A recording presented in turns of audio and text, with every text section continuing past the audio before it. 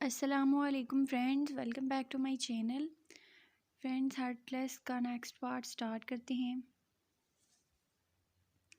क्या बात है, तुमने मुझे यहाँ क्यों बुलाया है? हसन, सब कुछ ठीक तो है ना? परी की रिपोर्ट तुमने किसी डॉक्टर को चेक करवाने के लिए भेजी थी। तुमने कहा था तुम मुझे कुछ दिनों में बुलाओगे, लेकिन आज ही क्यों बुलाया? वो आज सबसे पहले अस्पताल आया था जहाँ हसन ने उसे ज़रूरी बात करने के लिए बुलाया था। मुझे तुम्हारा बोन मैरो चाहिए, मुझे बेहद ज़रूरत है, प्लीज़ इनकार मत करना। ये किसी छोटे से बच्चे की ज़िंदगी का सवाल है। हसन इल्तिजा कर रहा था। मेरा किसी बच्चे से क्या लेना देना है? मैं तुम्हें अपनी बीवी का मसला बता रहा हूँ और तुम पता नहीं किन बातों में लगे हुए हो। बताओ मुझे, डॉक्टर ने परी की रिपोर्ट देखकर क्या कहा? दर के पास फालतू बातों का वक्त हरगिज़ नहीं था। उसका भाई कोई ना कोई हल निकाल लेगा, लेकिन फ़िलहाल तुम मेरी बात को समझने की कोशिश करो। एक छोटा बच्चा है, तकरीबन 2.5 साल का, इस वक्त बहुत बुरी हालत में है, ब्लड कैंसर है, उसे बचाने के लिए बोन मैरो की ज़रूरत है। उसके माँ बाप का बोन मैरो भी उससे मैच नहीं कर रहा। अगर तुम उसे अपना बोन मैरो दोगे तो मेरा दिमाग ख़राब नहीं है जो लोगों के लिए अपनी ज़िंदगी बर्बाद करता हूँ। मैं क्यों किसी के लिए अपनी मुश्किलात में इजाफा करूँगा? कोई बच्चा जिए या मरे, मुझे कोई परवाह नहीं है। मुझे बस मेरी बीवी की परवाह है। और बेहतर होगा कि तुम ये नए नए मसले निकालने के बजाय मेरे मसले पर गौर करो। बताओ मुझे, परी की रिपोर्ट्स को लेकर तुम्हारे उस डॉक्टर ने क्या कहा? वो गुस्से से अब उसका ध्यान परी की जानिब लेकर जा रहा था। उसे वाकई कोई मतलब नहीं था कि कोई जी रहा है जब मर रहा है। इस वक्त परी से ज़्यादा उसे किसी की परवाह नहीं थी। इस वक्त क्या इसकी ज़िंदगी में सिवाय परी की किसी की कोई फिक्र नहीं थी। डॉक्टर ने कहा है कि परी का खून चेंज करना होगा और तुम्हारा खून इससे बिल्कुल मैच नहीं करता। दुबई में ऐसे लोग बहुत कम हैं जो हर किस्म की बीमारी से आज़ाद हो, जैसे ब्लड प्रेशर, शुगर या किसी ऐसी ही मज़ीद कुछ जिस्मानी बीमारियाँ। परी को बिल्कुल साफ खून चाहिए। मैंने तुम्हारा खून चेक किया है और तुम्हारे अंदर हाई ब्लड प्रेशर के थोड़े बहुत सिम्टम्स हैं जो परी के लिए काफ़ी ज़्यादा नुकसानदा साबित हो सकते हैं। बाकी और कोई मसला नहीं है, हम खुद ही परी के लिए कोई अच्छा ब्लड देने वाले का इंतज़ाम कर लेंगे। तुम बस मेरी बात पर गौर करो। देखो, उस बच्चे के साथ तुम्हारा ब्लड मैच हो रहा है, तुम्हारी वजह से एक बच्चे की जान बच जाएगी। वो एक बार फिर से उसी मौजू पर आया तो दर्द कुर्सी से उठ गया। जिन चीज़ों से मेरा मतलब नहीं है, मुझे उन चीज़ों में घसीटने की ज़रूरत भी नहीं है। वो गुस्से से उसे देखता बाहर निकल गया, जबकि हसन सिर्फ उसे देखता रहा। वो उसे बता भी नहीं पाया था कि वो किसके बारे में बात कर रहा है। वो ये बात जानकर इतना गुस्सा कर रहा था, और अगर उसे ये पता चल जाता कि वो यारम के बेटे की बात कर रहा है तो न जाने उसका क्या रिएक्शन होता। वो गहरी नींद में था जब परी का हाथ उसे अपने शर्ट में महसूस हुआ। वो उसके कॉलर को मुट्ठी में दबोचे बड़बड़ा रही थी। मत मारो प्लीज़, उसे मत मारो, वो उसे मार रहा है, प्लीज़ कोई तो बचा लो उसे। हर रोज़ की तरह आज भी वही सारी बातें। वो गौर से आंखें खोले उसे सुनने लगा। अब वो उन चीज़ों को नज़रअंदाज नहीं कर सकता था। डॉक्टर के मुताबिक अगर वो उसके ये ख़याल ख़त्म ना कर सका तो यकीनन वो अपने ही ख़यालों में पागल हो जाएगी। कौन मार रहा है परी? बताओ मुझे, मैं बचाऊंगा। बताओ मुझे, कौन है वो? किसे मार रहा है वो? उसे अपने करीब करता, अपने सीने से लगाए उसकी पीठ से हिलाता बेहद नरमी से पूछने लगा। जोया को मार रहा है, पाशा मार रहा है, देखिए वो मार रहा है। वो मर जाएगी, कोई नहीं बचा रहा उसे, प्लीज़ बचाए उसे, वो मर जाएगा। पाशा मार डालेगा उसे, मैंने देखा है, वो उसे मार रहा था, मैंने अपनी आंखों से देखा। उसके हाथ की गिरफ्त उसकी शर्ट पर मज़ीद सख्त होती जा रही थी। वो अपनी बेहद करीब किए उसे सुने जा रहा था। उसका डर, खौफ सब इस वक्त उसके चेहरे पर वाज़िया था। कोई यकीन नहीं करता मुझ पर, कोई भी यकीन नहीं करता। मैं कैसे सबको यकीन दिलाऊं? कैसे बताऊं कि जोया मर गई? मेरी आंखों के सामने जोया है, उसका वजूद है, वो हकीकत है। कोई एक भी यकीन नहीं करता मुझ पर। उसके सीने से सर छुपाए फूट फूट कर रोने लगी। वो जाग रही थी, उसके सीने पर सर रखे वो बुरी तरह रो रही थी। अगर कोई यकीन नहीं करता मुझ पर तो मैं पागल हो रही हूँ, मैं पागल हूँ। वो भीगी आंखों से उसका चेहरा देखते हुए उसके रोए जा रही थी। मैं यकीन करता हूँ तुम पर परी, मुझे बताओ, सब बताओ मुझे। मुझे यकीन है तुम पर, मैं जानता हूँ जोया है। कोई तुम पर यकीन करे या ना करे, मैं करूँगा। तुम मुझे बताओ, तुम जो भी जानती हो सब कुछ बता दो। कौन है पाशा? क्यों मारा उसने जोया को? वो उसे यकीन दिलाते हुए पूछने लगा। मुझे नहीं पता उसने क्यों मारा, मगर उसने मार डाला, मेरी आंखों के सामने मार डाला। मैं कुछ भी नहीं कर सकी, मैं कुछ भी नहीं कर सकी अपनी दोस्त की मदद के लिए, यहाँ तक कि सब कुछ अपनी आंखों से देखने के बावजूद मैं जोया के लिए आवाज़ नहीं उठा पाई। सब कहते हैं कि ज़ोया का कोई वजूद ही नहीं है, सिर्फ मेरी इमेजिनेशन है, लेकिन ऐसा नहीं है। वो थी, लेकिन कोई मेरा यकीन नहीं करता। उन सब लोगों ने ज़ोया को अपनी ज़िंदगी से निकाल दिया। मैं सच कहती हूँ डर, वो बचपन से मेरे साथ थी। हमने ज़िंदगी का एक एक लम्हा एक साथ गुजारा है, लेकिन अब वो कहीं नहीं है, ना तस्वीरों में, ना किसी की यादों में। किसी को याद ही नहीं है, ऐसा कैसे हो सकता है? इतने सारे लोगों इतने सारे लोग उसे भूल गए, उसके सीने से लगी। वो खुद हैरान थी, जबकि उसकी बातों को सुनता वो भी परेशान हुआ। सब कुछ ठीक हो जाएगा, तुम्हें यकीन है ना कि ज़ोया थी तुम्हारे साथ, बस तो तुम्हें और किसी को सफाइयाँ देने की ज़रूरत नहीं है। अगर तुमने ज़ोया को हम महसूस किया है, अपने साथ देखा है उसे, अगर वो तुम्हारी यादों में ज़िंदा है तो वो है। जो लोग उसे भूल गए हैं भूलने दो। तुमने उससे इंसाफ दिलाना चाहती हो ना, उसके हक में आवाज़ उठाना चाहती हो, उसके कातिल को सज़ा देना चाहती हो, तो मैं तुमसे वादा करता हूँ मैं उसे सज़ा दिलवाऊंगा। मुझे तुम्हारे यकीन पर यकीन है। वो उसे अपने सीने से लगाए कह रहा था। वादा? अपना हाथ उसके सामने रखते हुए कहने लगी। दर्क ने आहिस्ता से उसका हाथ थाम लिया। मैं तुमसे वादा करता हूँ, अगर ज़ोया का वजूद था तो उसे दुनिया से इस तरह बेनाम व निशान जाने नहीं दूंगा मैं। उसके माथे पर अपने लब रखे, उसे यकीन दिलाया। परी ने उस पर यकीन करते हुए पुरसकून होकर अपनी आंखें मूंद ली। पिछले 1 साल से वो ज़ोया और उसकी यादों को जिंदा रखे हुए थी, जिसको सबने भुला दिया था। वो उसे भूल नहीं पाई थी और उसे यकीन था दर्क उसका साथ ज़रूर देगा। नहीं, मैं नहीं जा रही अस्पताल, बस बहुत हो गया, ये रोज़ रोज़ के चक्कर मुझसे नहीं लगाए जाते।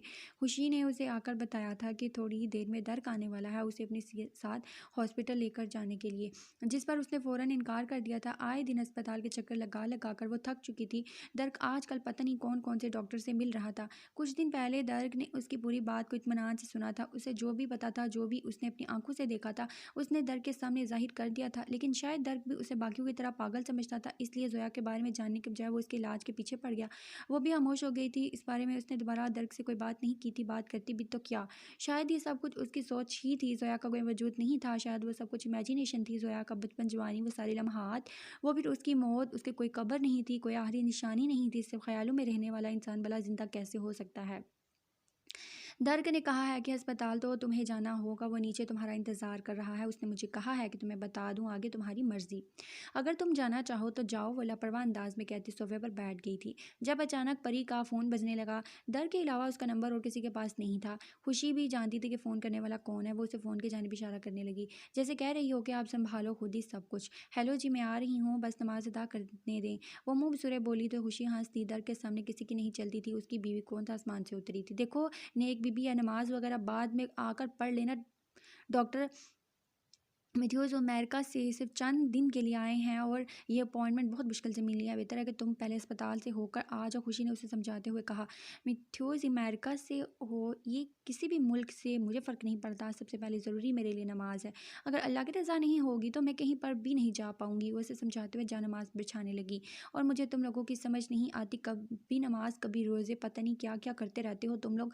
खुशी वही सोफे पर बैठी बेजारी से बोली। ये नमाज रोज़े हमें हमारे रब के करीब करते हैं। हम सब हर वो काम करते हैं जो अल्लाह की रज़ा के लिए हो, जिससे वो खुश हो। हम इंसानों से ज़्यादा खुदा को खुश रखने में यकीन रखते हैं। खुशी की बात का बुरा मनाए बगैर वो नियत बांधे उससे पहले बोली। क्या तुम्हें पता है तुम्हारा खुदा खुश हो जाता है? खुशी के सवाल का काफ़ी देर तक कोई जवाब ना आया तो वो बेजारी से उठकर बैठी। ये पहली बार तो नहीं हुआ था, तकरीबन 2 हफ्ते हो गए थे उसे यहाँ रहते हुए, और वो जब भी नमाज अदा करना शुरू करती थी उसे यूं ही नज़रअंदाज कर देती थी, जैसे उसका कोई वजूद ही ना हो। वो उसे किसी भी किस्म की कोई तकलीफ़ नहीं देती थी। खुशी ने बहुत कोशिश की थी उससे लड़ झगड़ कर अपना गुस्सा कम करने की। उस लड़की की आदत ही अजीब थी। वो किसी भी बात का बुरा नहीं मनाती थी, और अगर मनाती भी थी तो गुस्सा निकालने का अंदाज़ ऐसा था कि सामने वाले को पता ही नहीं चलता था कि वो गुस्से में है। खुशी अपने मोबाइल पर मसरूफ़ थी। जब वो नमाज उठाकर दुपट्टा ठीक करती, उसे अपने साथ नीचे चलने का इशारा करने लगी। होगी ख़त्म नमाज तुम्हारी? वो उठती हुई उसके पीछे आई। हाँ, तो तुम्हें क्या लगा नमाज़ पढ़ने में क्या बहुत वक्त लग जाएगा? नमाज़ पढ़ने में तो 5 मिनट भी नहीं लगते, बस हम काम चोरी से काम लेते हैं। क्या कह रही थी तब तुम? खुदा नमाज़ पढ़ने से खुश होता है या नहीं? वो उसके साथ नीचे आती उसकी पिछली बात याद करते हुए बोली। अगर नमाज अदा करने से हमारे रब को खुशी नहीं होती तो वो कभी हमें नमाज अदा करने की तौफीक अता नहीं करता। और अगर ये उसकी खुशी का सबब ना बना होता तो शायद हुक्म भी दुनिया में ये जारी ना होता। हम मुसलमानों को पैदा ही इसीलिए किया गया है कि हम अपने रब की बेशुमार नेमतों का शुक्र अदा करें। तो तुमने शुक्रिया अदा कर लिया सारी नेमतों का? वो उसके साथ साथ चलती हंसते हुए बोली। मेरी औकात कहाँ कि मैं उसकी सारी नेमतों का शुक्रिया अदा कर सकूँ। ये भी उसका कर्म है जो अपने सामने झुकते की तौफीक देता है। वो गाड़ी में बैठी मुस्कुराकर बोली, तुम मुसलमान मेरी समझ से बाहिर हो। तुम लोगों की ज़िंदगी में कुछ भी अच्छा होता है तो तुम लोग सारा क्रेडिट अपने खुदा को दे देते हो, और जो बेचारा तुम लोगों की ज़िंदगी में कुछ अच्छा करता है उसका नाम कहीं पर आता ही नहीं। तुम फिर से वही बात कर रही हो, खुशी हमारे खुदा का, और क्रेडिट की कोई ज़रूरत नहीं होती। और जो बेचारा हमारी खुशी का सबब बनता है, ज़रा सोचो उसे हमारी खुशी का सबब बनना क्यों है। ऐसे वसीले कौन बनाता है हम तक खुशियाँ पहुँचाने का? अल्लाह अपने किसी ना किसी नेक इंसान को हमारे लिए भेजता है। हो सकता है उसने तुम्हारी ज़िंदगी में भी किसी ऐसे इंसान को भेजा हो जो कि तुम्हारी ज़िंदगी से बहुत सारे मसाइल को हल कर गया हो सकता है उसने तुम्हारी ज़िंदगी में किसी ऐसे इंसान को भेजा हो जो तुम्हारे लिए खुशियों का सबब बना हो, तुम्हें मुसीबत से निकालने का वसीला बना हो। कोई ऐसा इंसान जिसका एहसान तुम सारी ज़िंदगी नहीं उतार सकती। उसने मुस्कुराते हुए खुशी से पूछा। हाँ सदीक। उसके लब हिले, लेकिन परी को उसकी आवाज़ सुनाई नहीं दी, जबकि दर खामोशी से गाड़ी चला रहा था। यकीनन होगा कोई, लेकिन क्रेडिट उसी इंसान ने लिया होगा, क्योंकि अल्लाह को तो क्रेडिट की ज़रूरत नहीं। लेकिन किसी दिन तन्हाई में बैठकर सोचना कि उस शख्स को तुम्हारी मुसीबत में तुम्हारे पास भेजने वाला कौन है। उसके चेहरे पर मुस्कुराहट थी, जबकि खुशी बिल्कुल खामोश हो चुकी थी। वो उसे बातों में जीत नहीं सकती थी, लेकिन पिछले 2 हफ्तों में परी के साथ वो जो एक चीज़ नोट कर रही थी वो थी उसकी पाबंदी, नमाज की पाबंदी थी। किसी भी हालत में होती अपनी इबादत नहीं छोड़ती थी। मेंटल ऑर्डर एक बहुत खतरनाक बीमारी है, लेकिन उस लड़की को ये बीमारी है, उस पर मुझे थोड़ा डाउट है। डॉक्टर मैथ्यूज़ ने परी की तमाम रिपोर्ट चेक करके हसन से बात की थी। उनके मुताबिक परी को इस तरह की कोई बीमारी नहीं थी। उसकी दिमागी हालत काफ़ी हद तक ठीक थी, लेकिन मसलसल टेंशन लेने की वजह से वो इस बीमारी का शिकार हो रही थी, और आगे जाकर ये उसके लिए बहुत बड़ा मसला बन सकती थी। वो इस वक्त मीटिंग में थे जब डॉक्टर मैथ्यूज़ ने परी का चेकअप करके एक इंजेक्शन लगाने का कहा था। परी इस वक्त नर्स के साथ दूसरे रूम में थी। मतलब क्या आप ये कहना चाहते हैं कि उसे इस तरह की कोई इमेजिनेशन की बीमारी नहीं है? वो जो कुछ बताती है वो सब कुछ हकीकत है? दर्क ने पूछा। मैं ये नहीं जानता कि वो जो कुछ कहती है वो सच है या झूठ, लेकिन जिस बीमारी को लेकर आप लोग टेंशन हो रहे हैं ऐसा कुछ नहीं है। आपकी वाइफ किसी भी तरह की दिमागी बीमारी का शिकार नहीं है। हाँ, लेकिन इन सब चीज़ों को सोचते हुए वो मैगजीन का शिकार हो सकती है, लेकिन वो बहुत सारी सोचें लेकर चल रही है। बाकी खून का मसला पैदाइशी है, जो कि कमज़ोर और 7 मंथ्स चाइल्ड्स में होता है। दिमागी कमज़ोरी से भी इंसान खून के मसाइल का शिकार हो जाता है। आप उनके खून के मसाइल हल करें, जो कि उनके डर को ख़त्म होने के बाद ही हो सकता है। डॉक्टर मैथ्यूज़ ने उससे हाथ मिलाते हुए बात ख़त्म की और उठकर खड़ा हुआ। वो भी डॉक्टर को अलविदा कहता हसन के साथ वहीं बैठ गया था। उससे परी के बारे में मज़ीद कुछ बातें करनी थी, जबकि डॉक्टर हसन एक बार फिर से उसी मौजू के जानिब ले आया था, लेकिन इस बार डॉक्टर हसन ने उसे कुछ भी नहीं छुपाया था।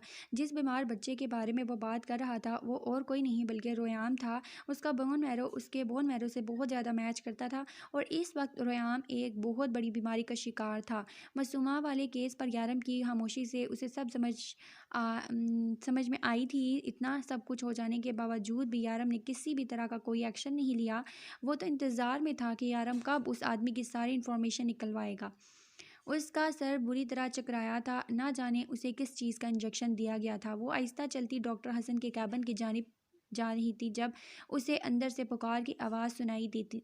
एक बच्चा बुरी तरह रोते हुए अपनी जाने वाने का उसे इशारा कर रहा था। वो लम्हों में उसे पहचान चुकी थी। ये वही बच्चा था जो उस दिन उस लड़की के साथ था। उसके हाथ पर ड्रिप लगी थी। उसका छोटा सा हाथ सुर्ख था। उस छोटे से बच्चे की आंखों में आंसू देखकर वो अपनी तकलीफ सिरे से ही भूल गई थी। मैम है, क्या आप इस बच्चे को जानती हैं? वो आपको बुला रहा है, प्लीज़ आप अंदर आ जाएं। उसके माँ बाप दोनों ही मीटिंग में हैं और वो अपना हाथ बार बार हिलाकर ड्रिप उतार देता है। आप मेरी थोड़ी सी मदद करें। नर्स अरबी ज़बान में बात कर रही थी और उसे उसकी कोई बात समझ में नहीं आ रही थी। उसे बस ये पता था कि वो छोटा मासूम बच्चा तकलीफ़ की वजह से रो रहा है। वो नर्स को नज़रअंदाज करते हुए अंदर दाखिल हुई जहाँ वो उसे बुला रहा था। दानू थाई। वो उसे अपने पास बुलाता पल में ही उसके सीने से लग गया। परी ने आहिस्ता से उसका नन्हा सा हाथ थामा जिस पर ड्रिप लगी थी और मुसलसल हिलने की वजह से उसे तकलीफ हो रही थी। नहीं मेरा बच्चा, मैं आपकी दानू थाई नहीं हूँ, बल्कि मैं तो परी हूँ। वो उसे अपना तारुफ करवाते हुए बेहद प्यार से बोली। पली रोयाम मासूमियत से उसके चेहरे को देखते हुए बोला। हाँ बिल्कुल। परी, वही जिसको जादू करना भी आता है। मैं आपको जादू दिखाऊं? अभी देखना, मेरे पास इस बैग से चॉकलेट निकलेगी। उसने उसे तकलीफ से बचाने के लिए हवा में हाथ लहराए तो रोयाम अपनी नीली आंखें खोले उसे पूरे गौर से देखने लगा। और परी जैसे ही परी के बैग से चॉकलेट निकली, वो खुशी से खिल उठा। लेकिन उसके अगले सवाल ने परी को मुश्किल में डाल दिया था। आप फेरी हो तो आपके पर किधर हैं? पर तो मेरे खड़ूस देव ने काट दिए ना। उसकी मसूमियत से सवाल करने पर उसने फ़ौरन जवाब बनाकर उसे पेश किया। खलूस यू।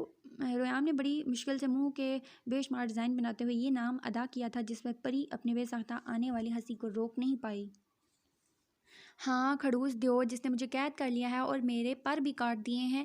अब तो मैं उड़ भी नहीं सकती। वो मज़ीद मासूम सी शक्ल बनाती उसे अपने बात पर यकीन करने के लिए मजबूर कर रही थी और रोयाम को यकीन भी आ गया था।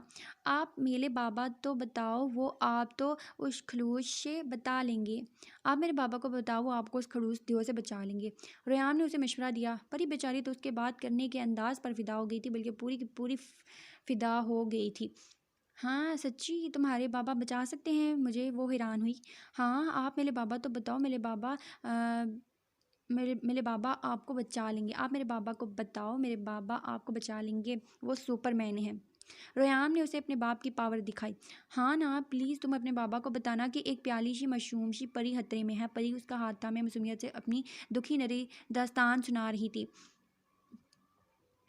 ओके, मैं अपने बाबा को बताऊंगा, वो आपकी हेल्प करेंगे। वो अपने छोटे से हाथ की जानिब देखते हुए उसे कहने लगा जहां अब तक ड्रिप लगी हुई थी। परी ने नर्स को इशारा करते हुए उसका नन्हा सा चेहरा अपनी जानिब किया। तुम मेरी मदद करोगे ना? अपनी दोस्त को बचाओगे ना उस खड़ूस देव से? वो उसका ध्यान हटाने लगी थी। उसे डर था कि अपने हाथ के दर्द को महसूस करके वो फिर से रोने लगे। हाँ, मैं आपकी मदद करूँगा, आई प्रॉमिस। उसने फ़ौरन वादा किया। उसके अंदाज पर परी ने मुस्कुराते हुए उसके गाल पर अपने लब रखे तो वो लम्हे में सुर होकर शर्मा दिया। दरवाजे पर खड़ा हसन उसकी सारी बातें सुन रहा था। आपके शौहर मीटिंग रूम में आपका वेट कर रहे हैं, हसन ने मुस्कुराते हुए से कहा तो फ़ौरन उठकर उसके साथ आ गई।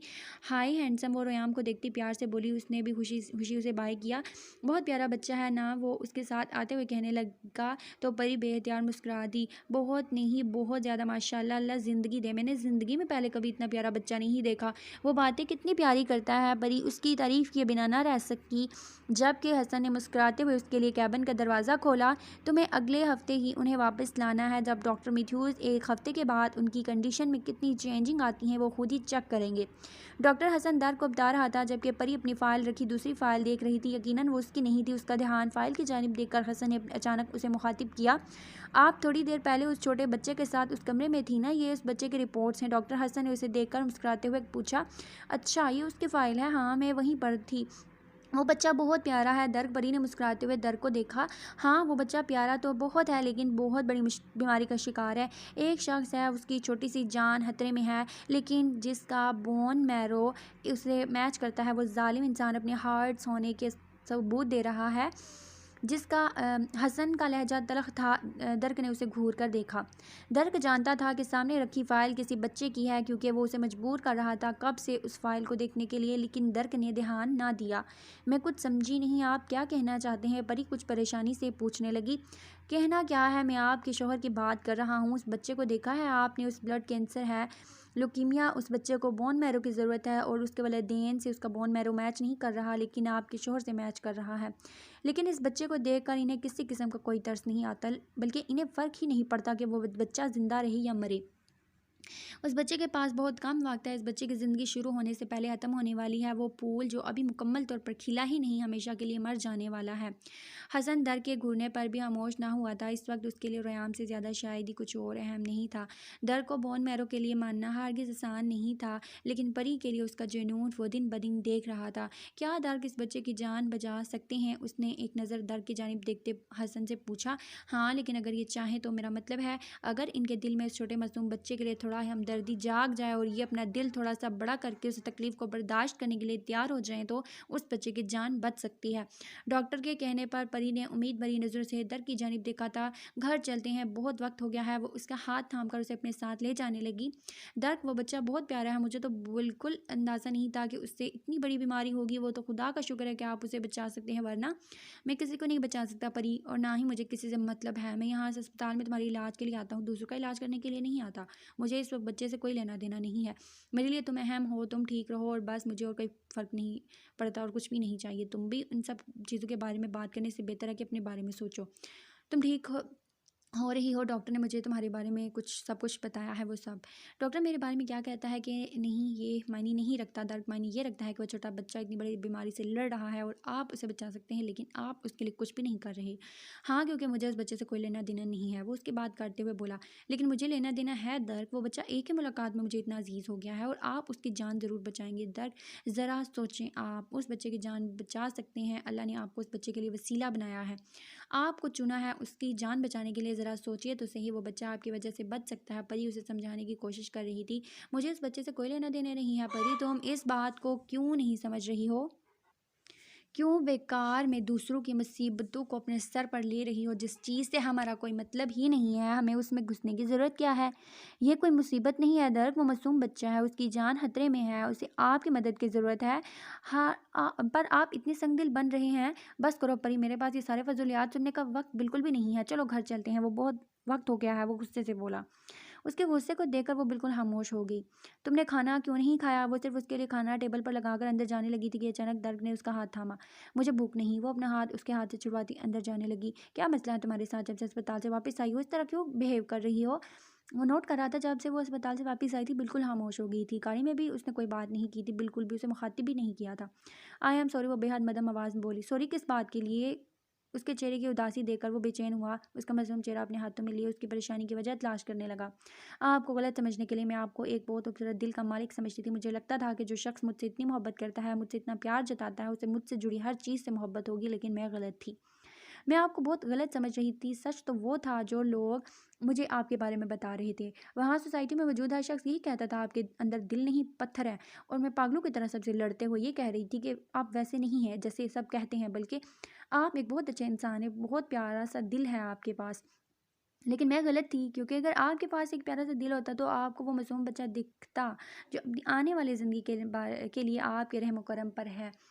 अल्लाह ने आपको उसके लिए एक वसीला बनाया और आप उस मासूम की ज़िंदगी से खेल रहे हैं। मैं और कुछ नहीं जानती दर्द, अगर उस बच्चे को कुछ हुआ तो उस बच्चे के कातिल आप होंगे, क्योंकि आप वो वाहिद इंसान हैं जो उस बच्चे को बचा सकते हैं। बस उसके अलावा मैं और कुछ नहीं जानती। वो उदासी से कहती अपना हाथ उसके हाथ से निकालती अंदर कमरे में बंद हो गई थी। दर्द को इस वक्त उस पर बेहद गुस्सा आ रहा था, जो ना तो खाना खा रही थी ना ही अपनी मेडिसिन ले रही थी। वो सारी रात जागता रहा था, लेकिन परी खुद को बंद किए हुए थी। उसने ना तो कमरे का दरवाज़ा खोला था और ना ही खुद कमरे से बाहर आई थी। 2 बार उसने कोशिश की उससे बात करने की। इसने बहुत प्यार से दरवाज़ा खटखटाकर उसे खाने के लिए कहा, लेकिन अगर आगे से कोई जवाब नहीं मिला, एक तो उसकी भूख और फिर मेडिसिन ना लेने की वजह से उसे वक्त उसकी ये ज़िद बहुत बुरी उसे लग रही थी। पता नहीं उस लड़की को पराए पंगों में घुसने का क्या शौक चढ़ा रहता है। पहले सोसाइटी के एक-एक घर में जाकर उसे हमदर्दी जताती होती थी। दूसरों की मुसीबतें अपने गले में डालकर घूमने का शौक है इसे, और अब ये नई मुसीबत पाल ली। बोन मैरो का मतलब समझती भी है ये लड़की। उस बच्चे को अपने बोन मैरो देने के बाद मुझे कितनी तकलीफों से गुजरना पड़ेगा, उसे एहसास तक नहीं है। शायद वो जानती ही नहीं है कि ये दर्द सारी ज़िंदगी ख़त्म नहीं होता। अब क्या मैं किसी गैर के लिए दर्द सारी ज़िंदगी के लिए पालूँ? क्या बेवकूफ़ बीवी मिली है मुझे। वो आईने के सामने खड़ा बड़बड़ा रहा था। वो बच्चा तुम्हारे लिए है, मैं तो फ़ाइन, तुम्हारे लिए ये दर्द भी सह लूँगा मैं। बस तुम्हारे चेहरे की उदासी नहीं देखी जाती। वो बालों में हाथ फेरता किचन में आकर उसके लिए खाना गर्म करने लगा। उसके चेहरे की बेरौनकी और उदासी ने आज उसे बेचैन कर दिया। वो सब कुछ बर्दाश्त कर सकता था, लेकिन अपनी बीवी के चेहरे पर उदासी बिल्कुल भी पसंद नहीं थी उसे। वो तो अपनी परी का चेहरा हमेशा खुशियों से जगमगाता देखना चाहता था। परी मेरी जान, दरवाज़ा खोलो, तुम जो कहोगी मैं वो करूँगा। मैं उस बच्चे को बोन मैरो भी दे दूँगा, लेकिन तुम दरवाज़ा खोलो। वो दरवाज़ा खटखटाते हुए अपना फैसला सुना रहा था और अगले ही लम्हे दरवाज़ा खोल दिया। वो हाथों में ट्रे लिए कमरे के अंदर दाखिल हुआ। वो सीने पर हाथ बांधे उसे देख रही थी। ये क्या बचपना है परी? क्या सारी ज़िंदगी यूं ही रूट का दरवाज़ा बंद करके बैठ जाया करोगी बेवकूफ़ लड़की? मेरे पास डुप्लीकेट की थी, लेकिन तुम्हारी नाराज़गी मेरे लिए बहुत अहमियत रखती है, इसलिए मैंने डुप्लीकेट की का बिल्कुल इस्तेमाल नहीं किया।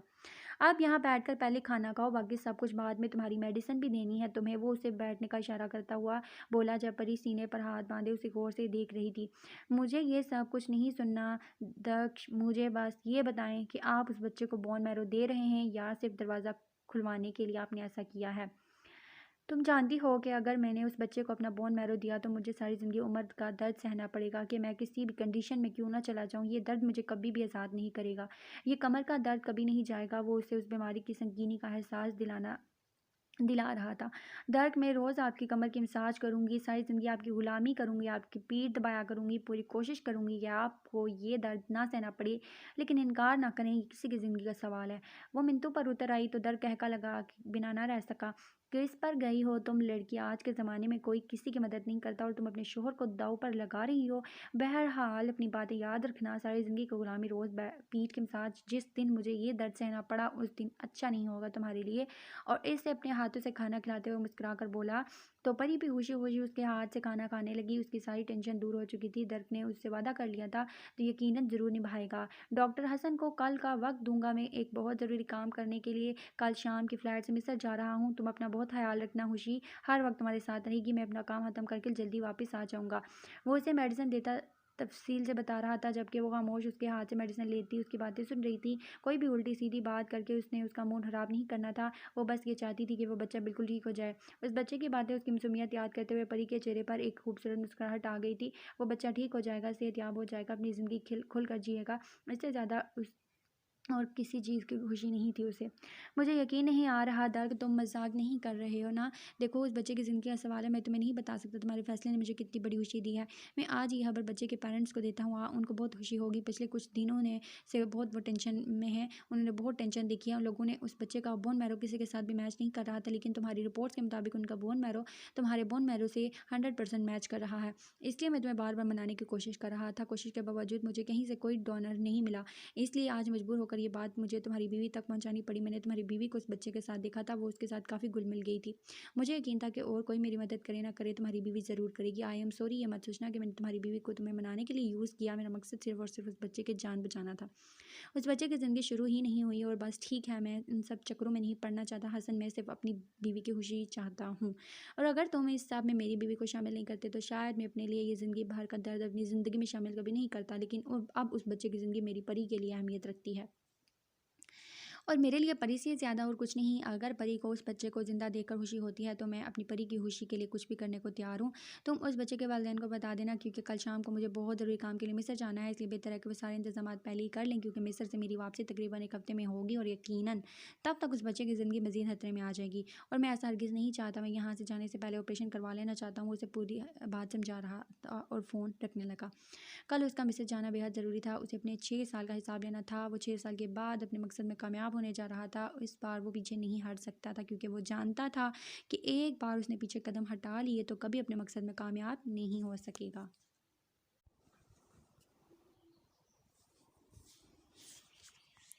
दक्ष, आप प्लीज़ इस बच्चे को कुछ मत होने दीजिएगा। वो बच्चा बहुत बहुत ज़्यादा बीमार है। मैं उससे बातें कर रही थी वहाँ रूम नंबर 11 में। इतना अच्छा लग रहा था, मेरे दिल में एक ख्वाहिश पैदा हुई, जब हमारा बच्चा होगा ना हम बिल्कुल वैसा ही होगा।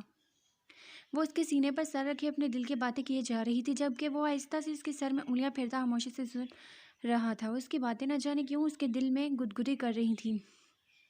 हाँ बिल्कुल, हमारा भी बच्चा होगा, हमारा भी एक घर होगा, एक प्यारी सी ज़िंदगी होगी। हम भी अपनी ज़िंदगी को अपने तरीके से गुजारेंगे। बस एक बार मैं मिस्र से होकर वापस आ जाऊँ, तुम मेरे लिए दुआ करना। मैं अपनी ज़िंदगी के सबसे बड़े मकसद के लिए मिस्र जा रहा हूँ। फिर हम अपनी नई ज़िंदगी को अपने तरीके से गुजारेंगे, जिसमें कोई नहीं होगा सिवाय हमारे। उसके माथे पर लब रखते हुए वो न जाने कौन सी सोचों में गुम उससे जवाब दे रहा था। परी मुस्कुराते हुए इंशाअल्लाह कहती उसके दिल के मुकाम पर अपना हाथ रख चुकी थी। उसने परी से तो कोई झूठ नहीं बोला था, लेकिन डॉक्टर हसन को उसने कहा था कि वो कल अमेरिका जा रहा है, क्योंकि वो नहीं चाहता था कि उसके मिस्र जाने की खबर किसी बाहर के बंदे के कान में पड़े। वो अपने मकसद को बिल्कुल अकेले सर अंजाम देना चाहता था। उसे लगा था कि यारम इस बारे में सब कुछ जान चुका होगा, लेकिन ऐसा नहीं हुआ था। न जाने यारम आजकल किन सोचों में गुम था। वो इस वक्त इसी काम में इतना ज़्यादा मसरूफ़ था कि मसूमा पर हमला होने के बावजूद भी उसने कोई रिएक्शन नहीं दिया था। लेकिन फिर भी दर को यकीन था कि वो मिस्र में होने वाले वाक़यात से अनजान नहीं होगा। इसकी इन्फॉर्मेशन के मुताबिक वो शख्स कल शाम की फ़्लाइट से मिस्र से कहीं और जाने वाला था, और वो कहाँ जाने वाला था इस बात की खबर किसी को भी नहीं थी। इससे पहले कि वो उसकी नज़र से ओझल हो जाता, वो पहले ही अपना काम तमाम कर लेना चाहता था। लेकिन पहले वो शाम को रवाना हो रहा था, लेकिन अब उसकी फ़्लाइट 12 बजे की थी। कुछ दिन पहले होने वाली बोन मैरो टेस्ट, जो कि हसन ने परी के खून की कमी का बोल कर उसके लिए किए थे, उसकी वजह से वो काफ़ी तकलीफ़ में था। और वह जानता था कि ऑपरेशन के बाद भी उसे बहुत सारी तकलीफ सहनी होगी, लेकिन वह तकलीफ इस तकलीफ के सामने कुछ नहीं होगी जो वो इतने सालों से सह रहा था। वो अपने अंदर घुट कर मर रहा था, वो मजीद बर्दाश्त नहीं कर सकता था। अब बहुत हो चुका था, उसे अपने मकसद पूरा करना था। उसने सोच लिया था वह जल्दी से जल्दी ऑपरेशन के लिए कहेगा ताकि वो मिस्र के लिए रवाना हो सके, लेकिन फ़्लाइट लंबी नहीं थी और ना ही सफ़र थकावट भरा था। ये सफ़र उसकी मुश्किल हरगिज़ नहीं था, बल्कि बिल्कुल रिलैक्स था। मिस्र से दुबई आ जाना उसके लिए कोई बड़ी बात हरगिज़ नहीं थी, लेकिन उसे नहीं पता था बोन मैरो ट्रांसफ़र करने के बाद उसका सफ़र कितना मुश्किल और तकलीफ़दा हो सकता है। वो परी से मिलकर सीधा अस्पताल आया था। उसने कहा था वो कोशिश करेगा कि जाने से पहले इससे मिलकर जाए। वो जानबूझकर परी को अस्पताल नहीं लाया था। वो परी को फ़िज़ूल में थकाना हरगिज़ नहीं चाहता था। वो जानता था कि वो उसे तकलीफ़ होगी और फिर परी उसकी तकलीफ़ को नहीं देख पाएगी, इसलिए वो परी को अपने साथ नहीं लाया था। वो अस्पताल पहुंचा तो उसकी पहली नज़र हिज़र पर पड़ी थी। वो क्या कर रहा था उसने सोचा, लेकिन इससे पूछे बिना नज़रअंदाज करता आगे बढ़ने लगा। तुम हर जगह पर क्यों आ जाते हो जहाँ रूह आने वाली होती है? तुम्हें एक बात समझ में नहीं आती दर्द? ऐसा मुमकिन नहीं है कि रूह कभी भी तुमसे हमदर्दी जताए या तुम्हारे लिए कोई जज्बात रखे। वो अपने बाप के कातिल से नफरत करती है जिसने उसके सर से बाप का साया छीन कर उसे ठोकरें खाने पर मजबूर कर दिया। मैं तुम्हें बहुत बार समझा चुका हूँ दर्द, आखिरी बार समझा रहा हूँ। बस करो ये खेल खेलना बंद करो। तुम्हें क्या लगता है अगर तुम यारम के सामने आओगे, उसे अपनी ज़ात में दिलचस्पी लेने पर मजबूर करोगे तो रूह भी तुमसे मोहब्बत करेगी? ऐसा मुमकिन नहीं है। क्यों इस हकीकत को क्यों कबूल नहीं कर लेते कि तुम कोई नहीं हो? रूह की ज़िंदगी में तुम्हारी कोई अहमियत नहीं है। वो अपने किसी भाई को नहीं जानती और ना ही उसकी ज़िंदगी में तुम्हारी कोई जगह निकलती है। यकीन करो, ये जानकर कि रूह का कोई भाई है उसे बिल्कुल खुशी नहीं होगी। रूह को तो तुमसे कोई लेना देना है ही नहीं। उसकी ज़िंदगी में तुम्हारी कोई जगह कोई गुंजाइश नहीं है। और ये जानकर तुम उसके बाप के कातिल हो, वो सिर्फ तुमसे नफरत करेगी। तुम खुद देखो, वो एक ऐसे शख्स से रिश्ता क्यों जोड़ेगी जो ना सिर्फ उसके बाप का कातिल हो बल्कि तुम क्या हो तुम खुद जानते हो। हिजर ने अपनी बात अधूरी छोड़ दी थी। उसने ये नहीं कहा था कि वो एक तवाइफ का बेटा हो, लेकिन वह उसके ना बोले जाने वाले अल्फाज समझ कर तलही से मुस्कुरा दिया। यार, मैं तुम्हें हर्ट नहीं करना चाहता था, लेकिन तुम पुरानी चीज़ों को निकाल कर सामने लाने की कोशिश कर रहे हो जिनकी अब कोई अहमियत ही नहीं है। तुमने शादी कर लिया है, तुम्हारी बीवी है, घर है, खुश रहो। रूह अपनी ज़िंदगी में मसरूफ़ है। इस वक्त उसकी ज़िंदगी मुश्किल में है और मिसाइल का सामना करने की हिम्मत नहीं है। और इस वक्त वो जिन हालात को फेस कर रही है, यकीन करो तुम्हें अपने भाई के रूप में पाकर उसे कोई खुशी नहीं होगी। उसके तुम्हारे साथ कोई ताल्लुक नहीं है। मैंने कब कहा कि उसका मेरे साथ कोई ताल्लुक है या मैं उससे कोई ताल्लुक रखना चाहता हूँ? नहीं, मैं उससे कोई ताल्लुक नहीं रखना चाहता। अगर वो उस आदमी की बेटी बनकर ज़िंदगी गुजारना चाहती है तो ऐसी लड़की की मेरी ज़िंदगी में भी कोई जगह नहीं। हाँ, लेकिन मेरा ताल्लुक यारम काज़मी से है। बहुत सारे एहसान किए हैं मैंने उस पर और उसने मुझ पर हिसाब तो बराबर होगा। मैंने कसम खाई है कि मैं उसे अपने सामने झुकाऊंगा और जब तक मैं उसको अपने सामने झुका नहीं लेता मैं उसका पीछा नहीं छोड़ूंगा। और तुम्हारी भांजी, तुम्हें मुबारक हो, मुझे रूह से भी कोई लेना देना नहीं है। मैं रूह से कोई रिश्ता नहीं बनाना चाहता और ना ही उसे ये बताना चाहता हूँ कि मैं उसका भाई हूँ। लेकिन ये तकलीफ सिर्फ मेरे हिस्से में क्यों है? अगर मैं जायज़ होकर दुनिया के सामने एक नाजायज़ की ज़िंदगी गुजार रहा हूँ तो वो भी नाजायज़ ही है। कहाँ है उसके माँ बाप के निकाह का गवाह? अगर मैं नाजायज़ हूँ तो वो जायज़ कैसे हुई? कहाँ है उसका सबूत कि उसकी माँ कयूम की बीवी थी? उसके अंदाज पर हिज़र की आंखों में खून उतर आया था। वो लम्हे उसका गिरबान अपने हाथ में दबोच चुका था, लेकिन वो खामोश ना हुआ। मैं पूछता हूँ कि इस हक से वो मोहब्बत करती है उस शख्स से। अगर वो मेरा बाप नहीं तो उसका कैसे हुआ? अगर नूर कर्ज की सूरत में कयूम खलील को मिली थी तो मेरी माँ को तो वो मोहब्बत का जाल बिछा कर लाया था। अगर नूर मासूम थी तो रेशम कैसे तौयफ हुई? मत भूलो हिजर, अगर तुम्हारी बहन को खरीदने वाला कयूम खलील था तो मेरी माँ को बेचने वाला भी वही था।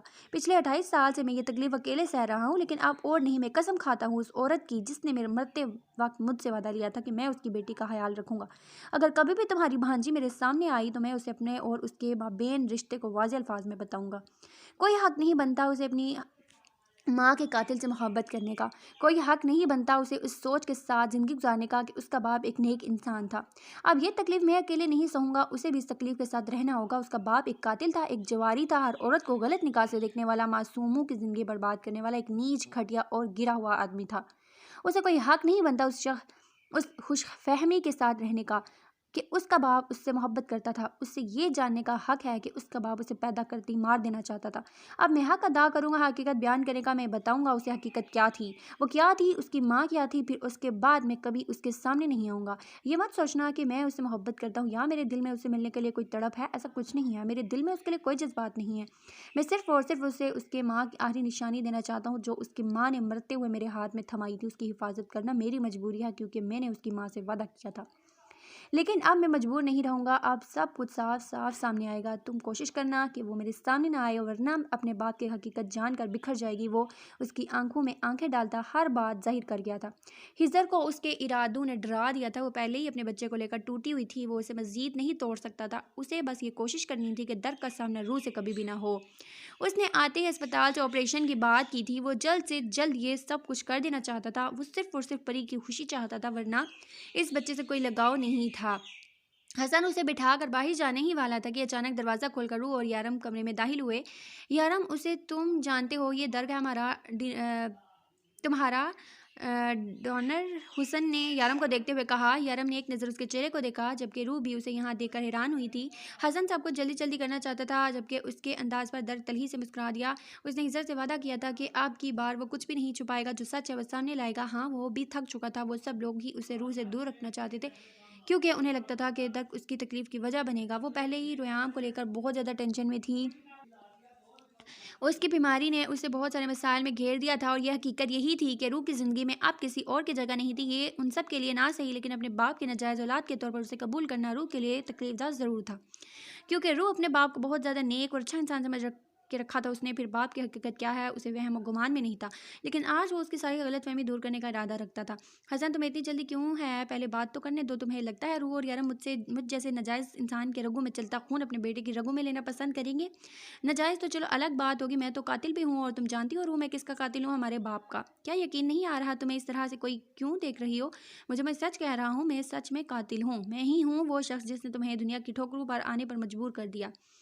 मैंने मारा था तुम्हारे और अपने बाप को। मैं ही हूँ वो शख्स जिसने तुम्हें यतीम किया था। अपने सामने करता आज हकीकत बयान कर रहा था। यारब ने बस एक नज़र उसकी जानिब देखा, लेकिन वो बोला कुछ भी नहीं। उसके पास कुछ था ही नहीं बोलने को। जिस चीज़ से रूह को इतने सालों से बचाने की कोशिश कर रहा था वो खुद सामने आ गई थी।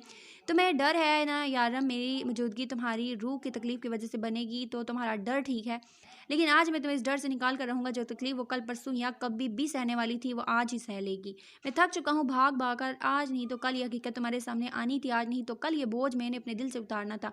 आज ही उतार रहा हूँ। और जहाँ तक बात है तुम्हारे बच्चे की, तुम्हारे बच्चे को अपना बोन मैरो देने से इनकार करता हूँ। तुम्हारा दिमाग तो नहीं खराब हो गया? ये तुम क्या कह रहे हो? खुद दर्द तुम जानते भी हो ये कितना अहम है, रोयाम की ज़िंदगी का सवाल है, हसन ने उसे समझाते हुए कहा, जबकि उसकी पूरी बात सुनने के बाद जिसे रूह को देखकर कुछ भी महसूस ना हुआ था, लेकिन अपने बेटे की तकलीफ को वो फिर महसूस कर रही थी। मैं इनकार कर सकता हूँ, मेरा बोन मैरो है, मैं जिसे चाहूँ दे सकता हूँ, कोई भी मेरे साथ इस मामले में ज़बरदस्ती नहीं कर सकता। मैं रोयाम को रूह के नाते अपना बोन मैरो देने से इनकार करता हूँ, क्योंकि मैं उस लड़की से कोई ताल्लुक नहीं रखता। उसके साथ मेरा जो रिश्ता है वो खून का है, लेकिन उस शख्स ने कभी मुझे अपना बेटा नहीं माना, तो मैं उसकी बेटी का भाई कैसे हुआ? हाँ, लेकिन अगर यारम चाहे तो ऐसा हो सकता है, लेकिन उसके लिए यारम को माजी में जाना होगा। तुम्हें याद है मैंने तुमसे कहा था एक दिन आएगा तुम मेरे पैरों में झुक कर मुझसे भीख मांगोगे अपने बेटे के लिए। तुम मुझसे भीख मांगनी होगी तुम्हें। वो चेहरे पर मुस्कुराहट लिए अपने ख्वाब पूरा करने लगा था। यारम, उसे रोक लीजिए, वो जा रहा है। वो अपने पीछे रूह की रोती आवाज़ सुन रहा था, लेकिन वो रुका नहीं, बल्कि तेज़ी से कदम बढ़ाता आगे चला गया। वो अपना मोबाइल फ़ोन हसन के कमरे में भूल गया था। उसे वापस जाना पड़ा। रूह और यारम के कमरे से निकल रहे थे। उनके पास एक छोटा सा मासूम सा बच्चा था। कोई नहीं बचा सकता तुम्हारे बेटे को। झुक जाओ यारम काज़मी, हो सकता है अल्लाह भी यही चाहता हो कि तुम्हारा ये गरूर टूट जाए। वो उसके करीब से गुजरते हुए बोला, जबकि रूह की आंखों में आंसू साफ साफ दिख रहे थे। यारम ने कोई जवाब नहीं दिया था, बस रोयाम को अपने सीने से लगाए उसकी तकलीफ कम करने की कोशिश कर रहा था। जब वो कमरे से बाहर निकला, मेरी जान